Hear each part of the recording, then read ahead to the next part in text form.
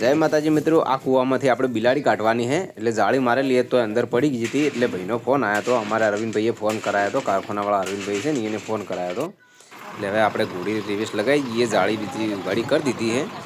જોઈ શકો છો, ચકોડું પણ મારેલું. અંદર કોશિશ તો ઘણી કરી કાઢવાની, દોરડું નાખીને બધું કરીને, પણ તોય બિલાડી નીકળતી નથી. એટલે આપણને ફોન કર્યો હતો. 3 દિવસથી અંદર પડી હતી એટલે આપણે હવે ઘોડીનો રસો સિંગલ કરી નાખ્યો છે. ઉપર ગરગડી ઉપરથી ઉતારી નાખ્યો, બધું કમ્પ્લીટ કરીને જોઈ શકો છો. આપણે બધો રસો અંદર જવા દેવાનો છે. અમારે ભરતભાઈ સી, સરવણભાઈ સી અને હું પોતે છું.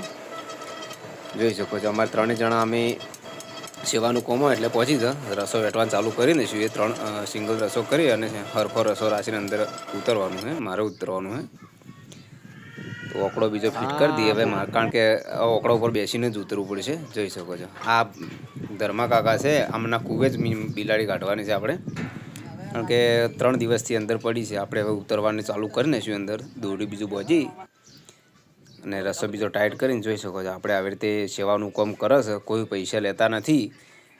કોઈ પણ જગ્યાએ આવું કામ હોય તો અમારા લાયક તો કહેજો, જરૂરથી કોમેન્ટ કરજો. હવે આપણે અંદર ઉતરવાનું છે. બત્તી લઈ લીધી કારણ કે અંદર કૂવો ઘણો ઊંડો છે ને દેખાતું કોઈ છે નહીં. જોઈ શકો છો, તો વિડીયોમાં બન્યા રહેજો મિત્રો. આપણે આવું સેવાનું કામ કરતા જ હોય છે. જોઈ શકો છો, હવાવાર કૂવો છે, ઘણો ઊંડો કૂવો છે, 200 ફૂટ આજુબાજુ છે અંદર નીચે. તો આપણે તો અંદર જતા રહ્યા. જોઈ શકો છો, પૂરા અંદર પહોંચી તો અડધો કલાકમાં છે. તારે બિલાડી હાથમાં આવી હતી, ગત્તું આવતી નથી, લાવણિયા ભરતી તેમ કરતી, કારણ કે 3-4 દિવસથી કાઈ થયેલી અંદર હતી એટલે બીક તો લાગે ને એને, એટલા માટે કાઈ થતી હતી, બીક ઘણી લાગતી હતી. અને મને બીક લાગતી કારણ કે લાવણી બી ભરે. જોઈ શકો છો, આપણે હવે લઈને આવી ગયા છે બહાર. તો બહાર સરવણભાઈને કટ્ટુ હાલ દઈએ એટલે આપણે કમ્પ્લીટ બહાર નીકળી જઈએ. જુઓ, એમાં બિલાડી છે. શેટી રાખો, પછી શેટી લઈ જાય નકર અંદર પડી જાય, પાછી અંદર પડી જાય.